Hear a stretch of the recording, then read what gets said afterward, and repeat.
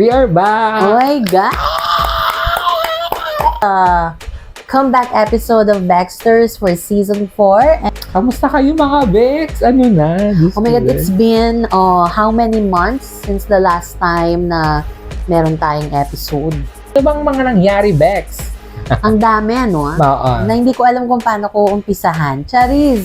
It's so frustrating na it's 2026 and we are still being victimized by the patriarchy at Baka-political ng tsaka. ang nanahimik yung flood control. Asa na Yeah. sila?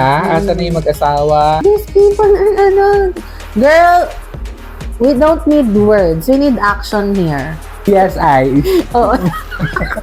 My God, ang hirap sagutin. Makulay, katulad ng sinabawang gulay. Oo,